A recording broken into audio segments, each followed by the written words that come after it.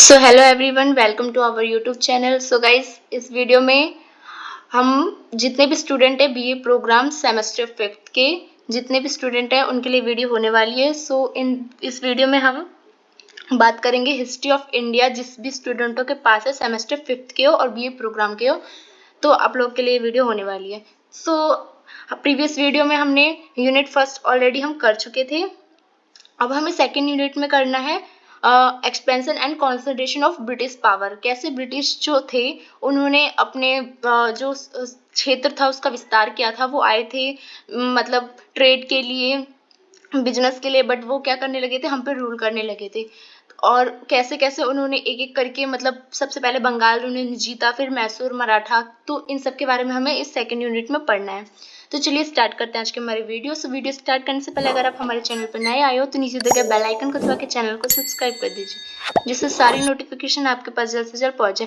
साथ ही आप हमारे टेलीग्राम चैनल पर भी जुड़ सकते हैं, जहाँ से आपको ये नोट्स भी मिल जाएगा और आपको सारी इंफॉर्मेशन रिगार्डिंग आपकी सेमेस्टर या ईयर्स आपको जल्द से जल्द मिल जाएगी। So please join Telegram. So आपको डिस्क्रिप्शन में उसका लिंक मिल जाएगा। तो चलिए स्टार्ट करते हैं आज की हमारी वीडियो। सो हम पहले अपने यूनिट का जो हमारा सेकेंड यूनिट है उसका नाम जान लेते हैं। हमें इसमें पढ़ना है expansion and consolidation of British power. इसमें हम बंगाल पढ़ेंगे, मैसूर पढ़ेंगे, मराठास एंड पंजाब पढ़ेंगे, कैसे ब्रिटिश ने उसको जीता, अपने पावर को बढ़ाया।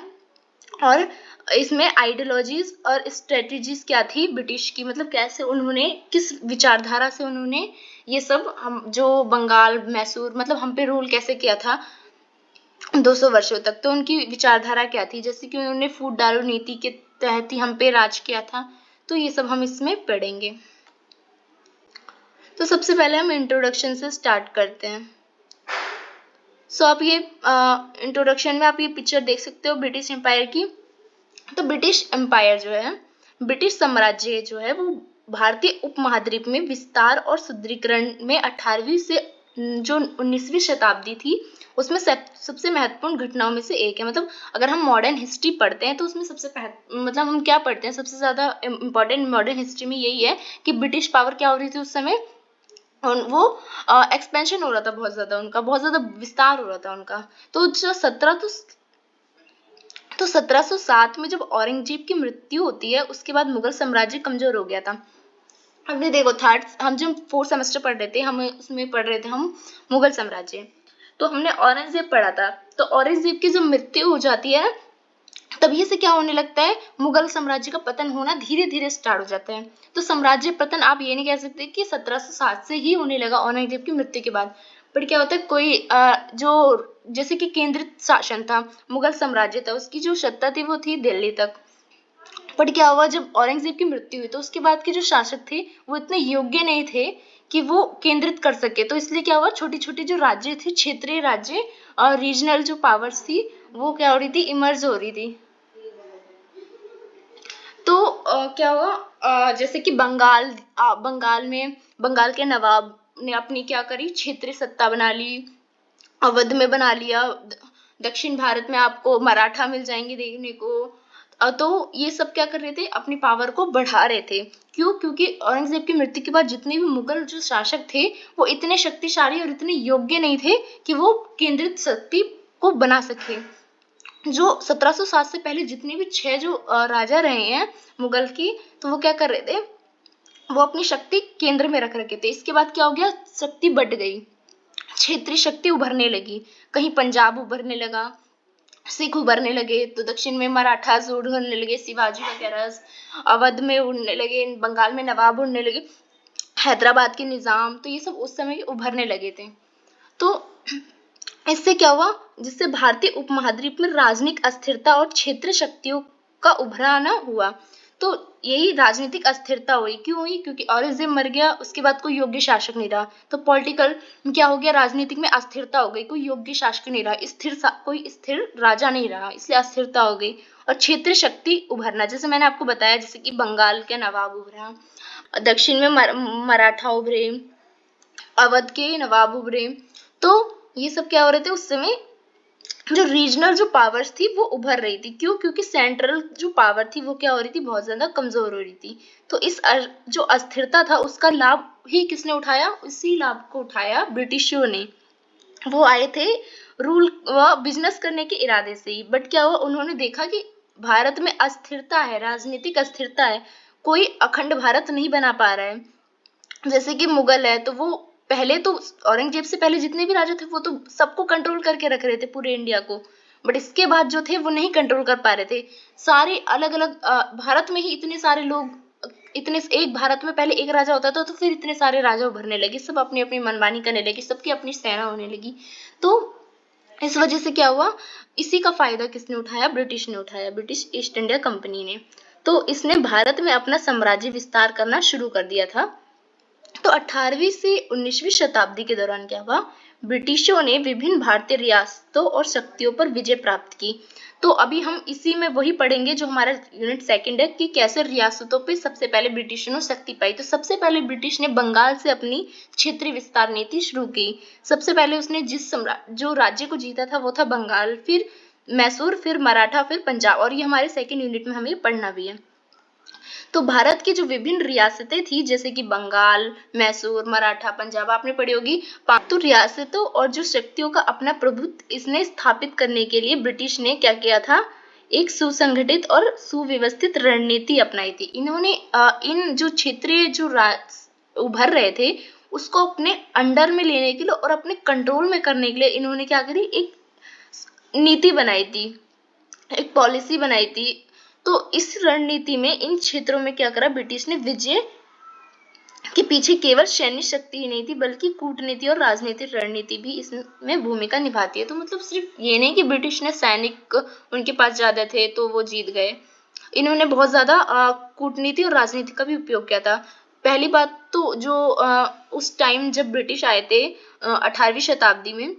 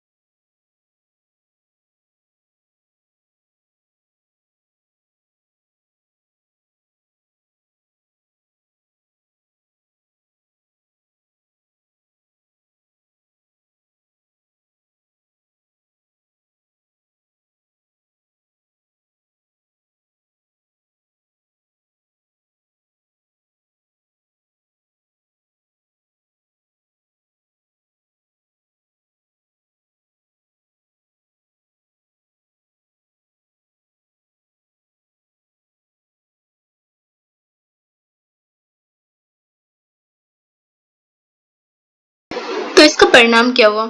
इस निर्णायक लड़ाई ने बंगाल पर ब्रिटिश सत्ता की पुष्टि और अंग्रेजों द्वारा कठपुतली नवाब के माध्यम से बंगाल पर शासन करने की परंपरा का अंत कर दिया। वो था कठपुतली, मैंने बताया था आपको कठपुतली शासन था मीर कासिम, और क्योंकि सिराजुद्दौला ही था जो स्वतंत्र शासन नवाब था, उसके बाद जितने भी थे वो अंग्रेज की कठपुतली ही थे, क्योंकि रेवेन्यू कलेक्ट करने का तो उनको अधिकार था ही नहीं ना ज्यादा कुछ करने का अपनी मर्जी, तो कठपुतली भी। तो क्या हुआ, ब्रिटिश सत्ता के बाद अंग्रेजों द्वारा कठपुतली शासन जो था उसका अंत हुआ। इस युद्ध के बाद क्या हुआ, 1764 में 65 में इलाहाबाद की संधि हुई, ट्रीटी ऑफ इलाहाबाद जिसे कहा जाता है। देखो, इससे पहले बंगाल का नवाब था, पर इसके बाद बंगाल का नवाब ही नहीं रहा। क्यों? क्योंकि जो ये बक्सर का बैटल ऑफ बक्सर हुआ था, इसके बाद अंग्रेजों ने पूर्ण तरह से जो शासन है वो अपने ही हाथ में ले ली थी। मैंने आपको बताया था जैसे कि पहले कठपुतली थे, पर उन्होंने क्या करा था, अंग्रेजों ने दीवान ले रखा था, मतलब रेवेन्यू कलेक्शन अपने हाथ में ले रखा था, पर जो सूबेदारी था, मतलब रूल करने का अधिकार था, वो नवाबों को दे रखा था।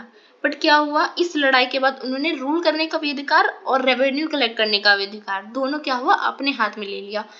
तो इस टाइम के आते आते बंगाल पूरा अंग्रेजों के कब्जे में आ चुका था। और इसी समय क्या करा गया था, फिर जो गवर्नर था बंगाल का वो बनाया गया था, जो कि अंग्रेज ही था एक। तो इसके बाद क्या हुआ, युद्ध 1764 में हुआ। तो 64 में युद्ध हार गए ये लोग, अवध हार गया, तो मुगल सम्राट शाह आलम द्वितीय था उसमें शामिल, और नवाब था बंगाल का, तो ये लोग हार गए। तो उसके ही अगले साल क्या हुई, इन लोग के बीच संधि हुई, अंग्रेज और इन लोगों के बीच। तो संधि जो है उसी को कहा जाता है ट्रीटी ऑफ इलाहाबाद, जिसे इलाहाबाद की संधि कहा जाता है। तो इसके अंतर्गत क्या बात हुई, इसके अंतर्गत ये बात हुई कि मुगल सम्राट ने बंगाल को अंग्रेजों को दे दिया। जो बंगाल था वो ऑफिशियल मोहर, तो क्योंकि अभी भी क्योंकि जो इंडिया था वो अभी भी मुगल एम्पायर ही था, तो ऑफिशियल पावर जो थी, जैसे कि आज के टाइम पे ऑफिशियल पावर तो मोदी जी के पास है, क्योंकि सेंट्रल तो वही है। तो उस समय माना जो इमर्ज हो रहे थे छोटे छोटे क्षेत्र, पर जो सेंट्रल पावर था वो तो मुगल के पास ही था, शाह आलम द्वितीय के पास था। तो शाह आलम द्वितीय भी इस युद्ध में हार गया, क्योंकि 3 जने लड़ रहे थे, तीनों हार गए। तो शाह आलम ने क्या करा, एक संधि की उनसे, और जो बंगाल है उसको क्या कर दिया, अंग्रेजों को दे दिया, मोहर लगा के, मतलब केंद्र की मोहर लगे। मान लो मोदी जी ने अब किसी को मतलब बंगाल देना होगा तो मोदी जी दे सकते हैं, क्योंकि सेंट्रल में तो वही है। तो मान लो उन्होंने जो सेंट्रल में था उस समय शाह आलम, उसने क्या करा, बंगाल को ऑफिशियली तौर पे किसको दे दिया, अंग्रेजों को दे दिया। इस संधि के तहत इलाहाबाद की संधि जिसे कहा जाता है। तो लॉर्ड रॉबर्ट क्लाइव को बंगाल का पहला राज्यपाल बनाया गया था। तो फिर उसके बाद मैंने आपको बताया बंगाल का पहला गवर्नर बना। इससे पहले क्या था, नवाब का शासन चल रहा था बंगाल में। पर 1765 के बाद जो इलाहाबाद की संधि हुई, इसके बाद पहली बार क्या हुआ, बंगाल में राज्यपाल बनाया गया, जिसे गवर्नर ऑफ बंगाल कहते हैं, जो था रॉबर्ट क्लाइव। तो अब देख सकते हो, जब गवर्नर बन गया और पहला गवर्नर पूरे इंडिया में बंगाल का ही बना, तो बंगाल पे शासन होना किसका शुरू हो गया था, अंग्रेजों का। तो हम प्लासी का जो युद्ध था और जो बक्सर का युद्ध था, इसका इम्पोर्टेंट क्या थी, तो महत्व क्या था। तो प्लासी की लड़ाई के विपरीत था ये लड़ाई। प्लासी की लड़ाई जो था वो ब्रिटिश साजिश से जीती गई थी।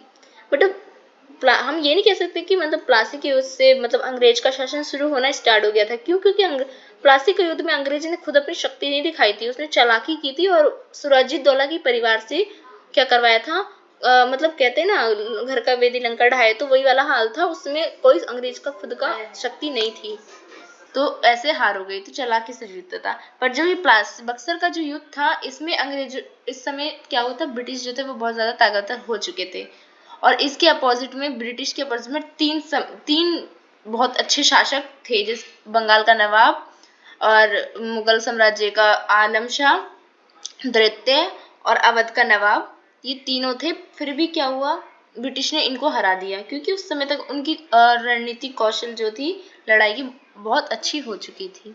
तो ये बहुत डिफरेंस है इन दोनों लड़ाइयों में। तो बक्सर की लड़ाई एक पूर्ण युद्ध था, जिसमें अंग्रेज ने अपने युद्ध कौशल को प्रदर्शन किया था। इसी में उन्होंने अपनी टेक्नोलॉजी, मतलब जितने भी नए नए उन्होंने हथियार वगैरह चलाए थे उसका प्रदर्शन किया। क्योंकि प्लासी की लड़ाई में तो करा ही नहीं, क्योंकि वो तो धोखेबाजी से लड़ाई जीता था वो उन्होंने।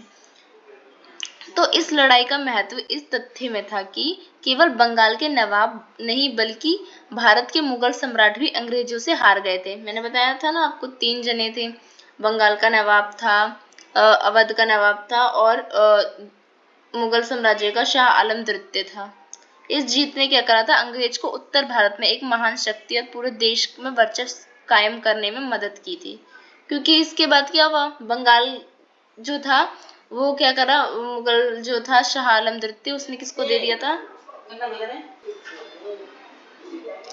तो शाह आलम द्वितीय ने बंगाल को अंग्रेजों को सौंप दिया था इस युद्ध के बाद।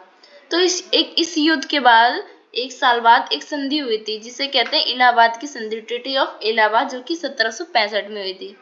इलाहाबाद में वर्ष 1765 में रॉबर्ट क्लाइव जो था उसके द्वारा और शुजा-उद-दौला कौन था, अवध का नवाब था, और सम्राट शाह आलम द्वितीय जो कि मुगल साम्राज्य का बादशाह था, इन दोनों के बीच एक संधि हुई थी जिसे इलाहाबाद की संधि कहते हैं।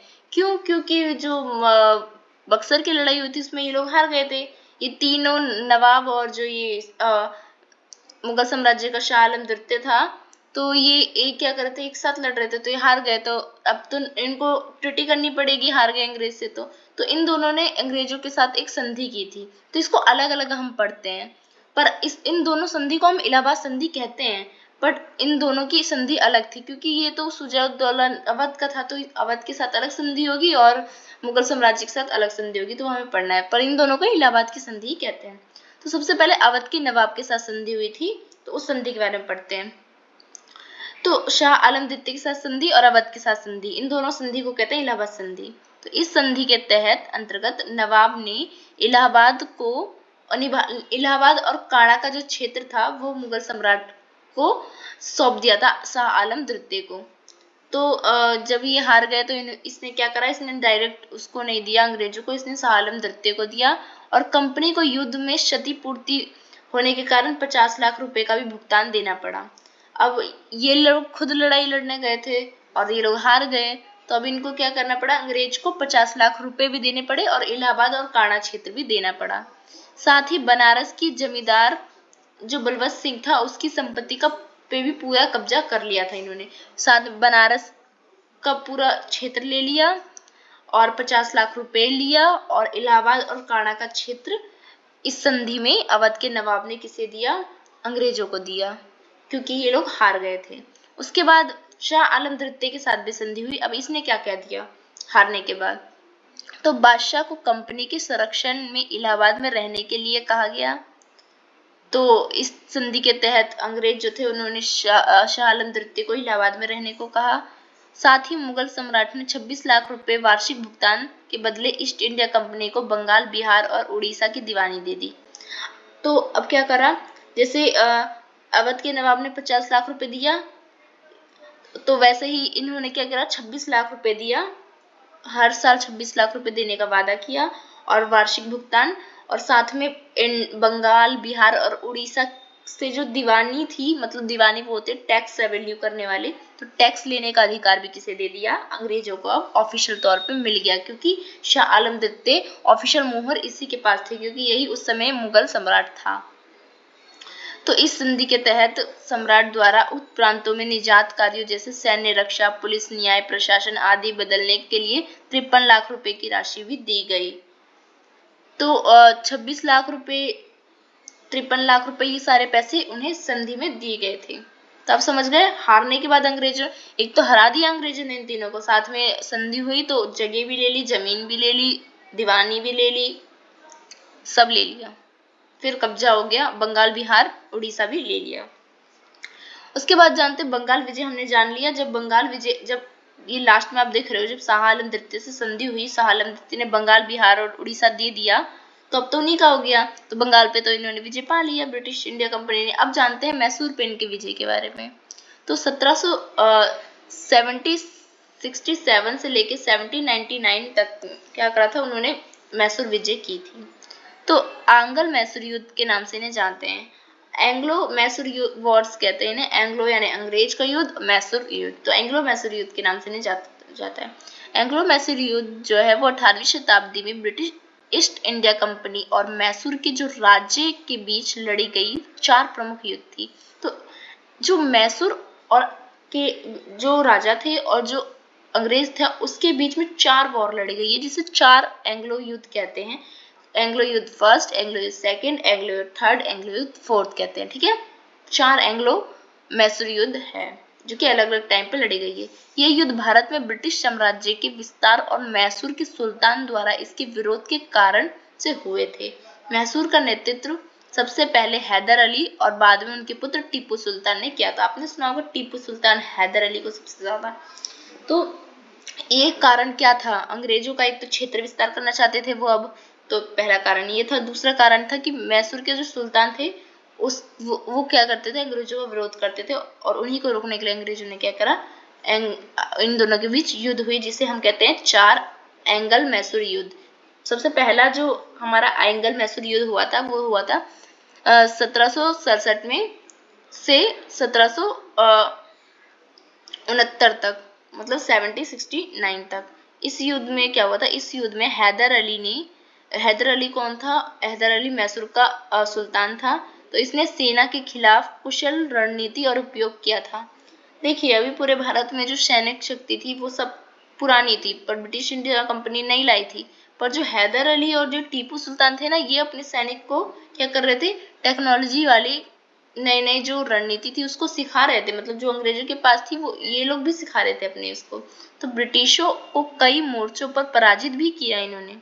अंत में मद्रास की संधि के माध्यम से ये युद्ध का अंत हुआ, जिसमें दोनों पक्षों ने एक दूसरे की जमीन को लौटा दिया। मतलब पहला युद्ध जो हुआ था वो इतनी कुशल दोनों की सेना थी, क्योंकि दोनों की सेना में टेक्नोलॉजी था, तो दोनों में से कोई नहीं हारा, चलता रहा युद्ध। तो फिर एक संधि हुई इसके बाद, जिसे मद्रास की संधि कहते हैं। और फिर दोनों ने क्या करा, जमीन एक दूसरे की लौटा दी। मतलब इस युद्ध का कोई परिणाम नहीं निकला। फिर दूसरा एंग्लो मैसूर युद्ध हुआ, वो हुआ 1780 से 1784 के बीच। अब इस युद्ध में क्या हुआ, इस युद्ध में हैदर अली और बाद में उनके बेटे जो टीपू सुल्तान थे उन्होंने ब्रिटिशों के खिलाफ लड़ाई लड़ी। ठीक है, इस युद्ध में विशेष रूप से मैसूर और ब्रिटिश के बीच शांति संतुलन के लिए महत्वपूर्ण था। अंततः मंगलोर की संधि हुई इसमें और यह युद्ध समाप्त हुआ, जिसमें दोनों पक्षों को फिर शांति से समझौता और हस्ताक्षर हो गए। इस बार भी दोनों ने शांति से क्या कर लिया, लड़ाई के बाद फैसला कर लिया और शांति बना दिया। फिर तीसरा एंग्लो युद्ध फिर हुआ, जो कि हुआ 1790 से 1792 में। अब इस युद्ध में क्या हुआ, इस युद्ध में टीपू सुल्तान का सामना ब्रिटिश सेना और मराठाओं और हैदराबाद के निजाम के संयुक्त सेना से हुआ। अब क्या है, मराठा जो थे वो भी ब्रिटिश इंडिया कंपनी से मिल गए थे, हैदराबाद के निजाम भी मिल गए थे। तो इन सब के तीनों के साथ इसका युद्ध क्या हुआ, ब्रिटिश का युद्ध हुआ टीपू सुल्तान से। तो टीपू सुल्तान इस युद्ध को हार का सामना करना पड़ा टीपू सुल्तान को। इसके बाद क्या हुआ, श्रीरंगपट्टनम की संधि हुई, क्योंकि हर युद्ध के बाद एक संधि होती है। इसके तहत आधी जमीन जो है वो ब्रिटिश को सौंपनी पड़ी थी, मैसूर के जो सुल्तान थे टीपू सुल्तान उसको। तो जो मराठा और जो निजाम थे ना, ये अंग्रेज के सपोर्ट में थे। ये अंग्रेज ने इन दोनों को बहलाया फुसलाया, निजाम को, हैदराबाद के मराठा को, और बोला चलो टीपू सुल्तान से लड़ते हैं। ये लोग लड़ने आए तो क्या करा, लड़ाई में जीत गए अंग्रेज और ये मराठा और हैदराबाद वाले जीत गए, टीपू सुल्तान हार गया। उसके बाद क्या करी, उसकी आधी जमीन को अंग्रेज कितने चालाक थे कि आधी जमीन उसने टीपू सुल्तान को वापस कर दी। आधी जमीन उसने ली और आधी जमीन में से 3 भाग करके आधा मराठा को दिया, आधा हैदराबाद को दिया, आधा अपने पास रखा रेवेन्यू कलेक्ट करने का। बहुत चालाक था वो, पूरी भी जमीन ले सकता था क्योंकि युद्ध जीता था, पर उसने इसलिए नहीं लिया क्योंकि उसको पता था अंग्रेज को मुझे 3 भाग तो करने होंगे इसके, मुझे मराठा को भी देना पड़ेगा, हैदराबाद को भी देना पड़ेगा, इसलिए अभी आधा देता हूँ, बाद में आधा लूंगा। क्योंकि आधा जब उसने जीत लिया तो आधा ही बचा है। अब तो उसने वापस कर दिया आधा मैसूर टीपू सुल्तान को जमीन, तो आधा जमीन को तो मैं यूं ही मतलब लड़के ले लूंगा, उसने समझा और इसलिए उसने बहुत चालाकी से ये काम करा। तो चौथा एंगल मैसूर युद्ध जो हुआ था वो 1799 में हुआ था। इसमें क्या होता है, ये सबसे निर्णायक युद्ध था। इसमें ब्रिटिश ने लॉर्ड वेलेजी के नेतृत्व में ये लड़ाई लड़ी गई थी। तो श्रीरंगपट्टनम पर आक्रमण किया था इन्होंने, ब्रिटिश इंडिया कंपनी ने। इसमें युद्ध में टीपू सुल्तान मारे गए थे और इसके साथ ही मैसूर था वो स्वतंत्र राज्य जो था, मतलब जो रीजनल जो पावर थी वो खत्म हो गई और ये जो मैसूर की जो सत्ता थी वो किसके हाथ में चली गई, अब ब्रिटिश के हाथ में चली गई। तो अब मैसूर भी किसका हिस्सा हो गया, अब ब्रिटिश ईस्ट इंडिया कंपनी का हो गया। पहले उसने बंगाल विजय करा, अब उसने मैसूर पे भी विजय कर लिया टीपू सुल्तान को मार के। इस युद्ध का परिणाम हुआ कि 1799 में इस युद्ध के दौरान टीपू सुल्तान की मृत्यु हो गई और श्रीरंगपट्टनम किले पर ब्रिटिशों ने कब्जा कर लिया। इस युद्ध के बाद मैसूर साम्राज्य का एक बड़ा हिस्सा ब्रिटिश के नियंत्रण में आ गया और बाकी जितने नवाब थे वो कठपुतली के तौर पर रहने लगे। ब्रिटिश इंडिया कंपनी की एक और रणनीति थी, वो जहां भी जीतती थी ना, जैसे बंगाल में मैंने आपको बताया था, वैसे ही मैसूर में भी उसने किया। उसने दीवानी तो ले ली, मतलब रेवेन्यू कलेक्ट करने का अपने हाथ में ले लिया, टैक्स तो वो खुद रहेगी, पर राज करने वो अभी भी किसको देगी, वहीं के लोगों को देगी, सुल्तान को ही देगी, जैसे नवाब को दिया था वहां पे। और मेन काम तो भाई जिसके पास पैसे होंगे वही होगा, तो नाम का ही कठपुतली रहेगा वो नवाब। तो वैसे ही इस केस में भी हुआ। तो एंग्लो मैसूर युद्ध का परिणाम भारतीय उपमहाद्वीप में ब्रिटिश ईस्ट इंडिया कंपनी की शक्ति के विस्तार और स्थानीय शासकों के पतन के रूप में देखा जाता है। तो एंग्लो मैसूर युद्ध हम देखते हैं कि इसमें ईस्ट इंडिया कंपनी ने एक और राज्य जीत लिया और इससे स्थानीय शासक का शक्ति कम हुई और ब्रिटिश का उद्भव हुआ। टीपू सुल्तान की बहादुरी और उनके संघर्ष की गाथाएं भारतीय इतिहास में महत्वपूर्ण गाथा रखती है। इसके बाद दो साम्राज्य जीत लिए, अब चला अंग्रेज मराठा को जीतने। तो इसे कहते हैं मराठा अंग्रेज संघर्ष, एंग्लो मराठा वॉर्स। तो उसने पहले बंगाल विजय करा, फिर मैसूर विजय करा, फिर आ गया मराठा पे। अभी तो मराठा के साथ ही मैसूर को हरा रहा था, अब देखो मराठा पे ही आ गया। तो मराठा जो है अंग्रेज संघर्ष जो मुख्यतः 3 युद्ध के रूप में गई है। मराठा और जो अंग्रेज थे उसके बीच में कुल 3 युद्ध हुए। यह संघर्ष 18वीं शताब्दी से 19वीं शताब्दी तक चला। इसमें उपमहाद्वीप में ब्रिटिश का प्रभुत्व स्थापित करने की दिशा में महत्वपूर्ण स्थान रहा है। ये पहला मराठा और जो अंग्रेज युद्ध था वो 1775 से 1782 के बीच में हुआ था।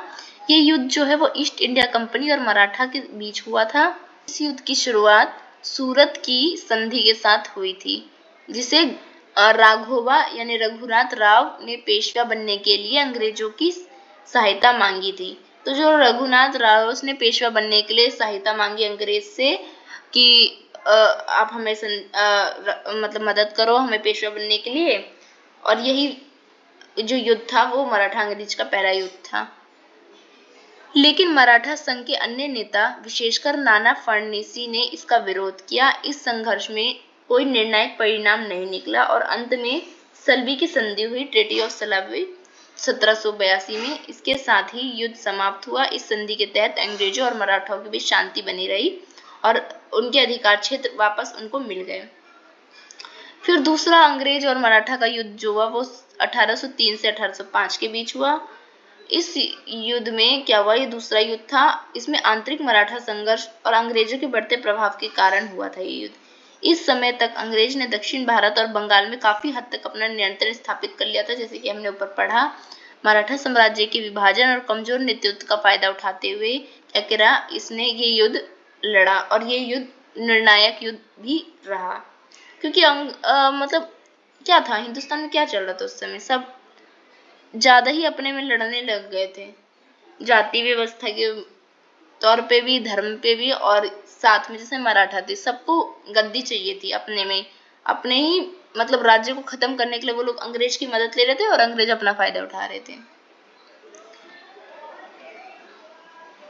तो असाइयों का युद्ध हुआ था जहां अंग्रेजों ने मराठा पर जीत हासिल की थी। दिल्ली का युद्ध हुआ था जहां ब्रिटिश ने सेना मराठा को हराया और दिल्ली पर कब्जा कर लिया। ये सेकंड वाला युद्ध था इनका। इसके बाद इन्होंने बसीम की संधि की। आपको इतना याद नहीं रखना, आपको थोड़ा थोड़ा सा याद रखना है कि कितने मराठा युद्ध हुए थे, कहाँ तक हुए थे, बस। तो अब तीसरा मराठा युद्ध जो है मराठा अंग्रेज युद्ध, वो 1817 से 1818 के बीच हुआ था। ये संघर्ष मराठा साम्राज्य के पतन की आखिरी कड़ी थी, क्योंकि तीन युद्ध हुए थे मराठा और अंग्रेजों में। बस इतना याद रख लेना और थोड़ा थोड़ा रख लेना कि कैसे हुआ था। ये पिंडारी का युद्ध हुआ था। इस युद्ध में मतलब क्या हुआ था, इस युद्ध में आत्मसमर्पण करना पड़ा था। जो बाजीराव द्वितीय था उसको आत्मसमर्पण करना पड़ा था और अंग्रेजों ने इस हिस्से को भी क्या कर लिया था, इसके बाद अपने साम्राज्य में मिला लिया था। फिर क्या हुआ, मराठा साम्राज्य भी अंग्रेज के अंतर्गत आ गया। इस युद्ध का परिणाम ये हुआ कि मराठा अंग्रेजों संघर्ष में भारतीय उपमहाद्वीप में ब्रिटिश प्रभुत्व और मजबूत हो गया। पहले उसने बंगाल जीता, मैसूर जीता, फिर मराठा भी जीत लिया। वो बढ़ते जा रहा है दिन पर दिन, तो और ज्यादा ब्रिटिश की शक्ति वो बढ़ने लगी थी। अब देखो, बंगाल जीत लिया, मैसूर जीत लिया, फिर मराठा साम्राज्य जीत लिया, अब वो पंजाब साम्राज्य जीतने चला। सो मैं इसका एक और पार्ट लेकर आऊंगी जिसमें आपको ये जो यूनिट है वो आपका कवर हो जाएगा। अभी हमने यहाँ तक पढ़ लिया, बंगाल, मैसूर और मराठा विजय पढ़ लिया। अब हम नेक्स्ट जो हमारा पढ़ेंगे, नेक्स्ट जो हमारा जो पार्ट में लाऊंगी उसमें हम पंजाब पढ़ेंगे और उसके बाद राज की विचारधारा और रणनीति क्या थी ये हम पढ़ेंगे। ओके, तो वीडियो अच्छी लगी तो लाइक कीजिए, शेयर कीजिए। वीडियो कैसी लगी कमेंट सेक्शन में जरूर बताइए। सो धन्यवाद।